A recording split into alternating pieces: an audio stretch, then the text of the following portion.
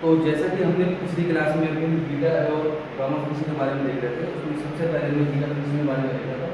आपको पता है बीटा फंक्शन क्या होता है, डेफिनेट इंटीग्रल 0 to 1 x की पावर n - 1 1 - x की पावर n - 1 into dx। इसके लिए n और n क्या होनी चाहिए, पॉजिटिव होनी चाहिए। उसके लिए बीटा ये जो होता है फंक्शन क्या होता है, बीटा n होता है, उसको क्या बोलते हैं, definite integral of first time. इसके अलावा मैंने आपको प्रॉपर्टीज बताई थी, बीटा mn बीटा nn के इक्वल होता है। इसको मैंने प्रूव भी किया था क्यों कैसे होता है। और बीटा mn को जब सॉल्व करना हो तो फॉर्मूला क्या है, n - 1 फैक्टोरियल, दूसरे में n - 1 फैक्टोरियल और नीचे n + n - 1 फैक्टोरियल। फिर मैंने आपको एक क्वेश्चन भी कराया था इसे। अब आज हम क्वेश्चन करते हैं, प्रैक्टिस करते हैं क्वेश्चन। इसे क्वेश्चन में लेके आया हूँ, पहला क्या है x² / 1 - x की पावर 5। अब मुझे कुछ समझ में आ रहा है कि बीटा फंक्शन लगा सकता हूँ। 0 से 1 दिया है x² और 1 - x की पावर 5 बाहर ऊपर जाएगा तो क्या हो जाएगा, -1/2। अब ये क्वेश्चन है। अब x की पावर m में कुछ है, पर x की पावर 5 की जगह क्या होनी चाहिए, x होना चाहिए, मुझे पता है। एक काम करता हूँ, x की पावर 5 को क्या मान लूँ, 3 मान लूँ। तो क्या मैं dt/dx निकाल सकता हूँ, क्या है dt/dx आएगा 5x की पावर 4 आएगा, यही आएगा। ठीक है, अब मैं क्या करूँ, 0 से 1। अब मुझे x² का निकलना क्या है, ठीक है। तो एक काम करता हूँ, x² × dx की वैल्यू निकालता हूँ। x² × dx की वैल्यू क्या जाएगी, dt/5x²। क्या चल जाएगी, x² × dx की वैल्यू क्या जाएगी, dt/5x। x² x की पावर 4 में होगी x² × x²। x² × dx यहाँ पे आएगा dt/5 और x² हो गया। अब देखते हैं क्या होगा। अब मुझे पता है x² dx की वैल्यू क्या है, ये है क्या, dt/5x²। ये हो गई। अब क्या करना है, 1 - x की पावर 5 इसको मैं क्या मान लूँगा, 1 - t और माइनस क्या है 1/2। ठीक है, अब मुझे क्या करना है, अब x को मुझे किसको बदलना पड़ेगा, t में बदलना पड़ेगा। 1/5 तो बाहर आ गया, ठीक है। 1 - t की पावर -1/2 भी अलग हो गया, dt भी है। अब क्या बचा, 1/x², 1/x²। x की वैल्यू क्या है, अब x की वैल्यू आएगी यहाँ से t की पावर 1/5 ये आएगी। तो x की वैल्यू क्या आएगी, t की power 1/5।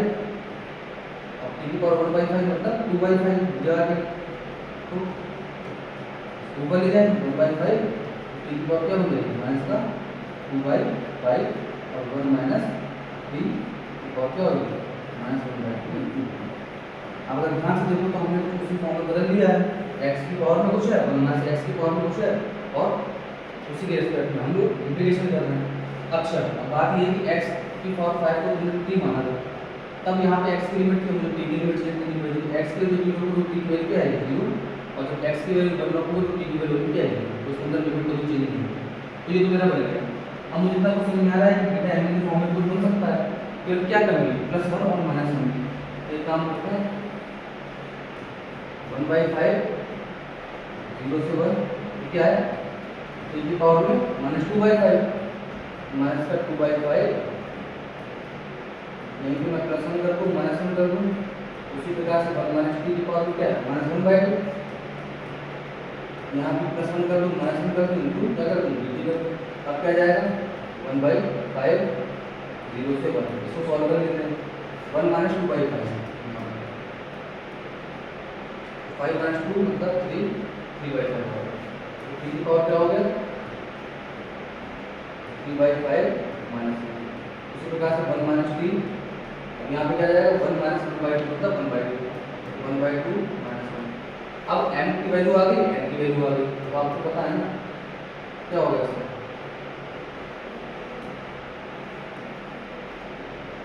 1/5 beta m n, m की वैल्यू क्या है 3/5, n की वैल्यू क्या है 1/5।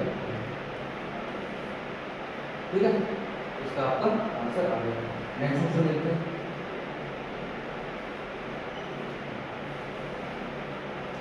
x की पावर n - 1 और 1 - x² की पावर n - 1 ऐसे मिलकर क्वेश्चन सर हम पिछला कर चुके हैं, वहाँ पे +1 - नहीं था तो हमने लगाया। चलो देखते हैं क्या आएगा। इनटू क्या है dx है। वही कंसेप्ट यहाँ पे x होना चाहिए, तो x स्क्वायर को क्या मान लो 3, फिर 2x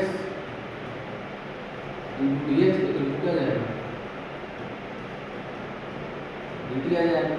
क्या x की वैल्यू क्या जाएगी, अब x इनटू dx है तो क्या करूँ, अगर मैं x की एक पावर कम कर लूँ तो -2 यहाँ पे x आ जाएगा, यहाँ पे 1 माइनस एक्स स्क्वायर की power n minus 1 into D तो है। हमने कुछ नहीं किया है, x से 1 निकाल लिया, x निकाल लिया तो n माइनस 2 हो जाएगा यहाँ पे पावर। इससे क्या हुआ, x dx की वैल्यू क्या है dt/2, तो dt/2 में 1/2 बाहर लिख दो और इसको यहाँ पे लिख दिया dt।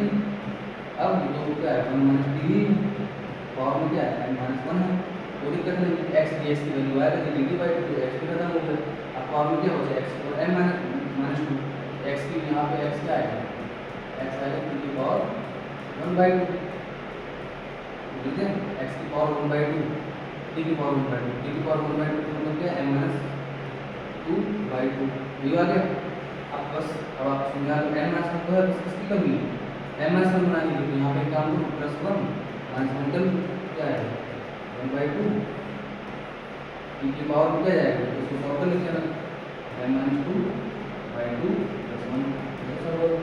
हो गए n माइनस 2 हो जाएगा, फिर प्लस हो जाएगा m/2 आ गया, ये आ गया m/2 -1 और 1 माइनस t की पावर क्या हो गया n माइनस 1।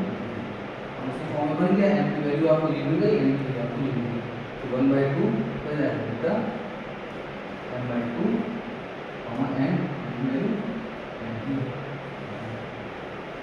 तो सिंपल क्वेश्चन होते हैं, ज़्यादा क्वेश्चन नहीं होते। तो अभी बीटा फंक्शन के लिए कुछ प्रैक्टिस कर ली, नेक्स्ट वीडियो में फिर से प्रैक्टिस करेंगे और गामा फंक्शन स्टार्ट करेंगे। तो आज के लिए इतना ही।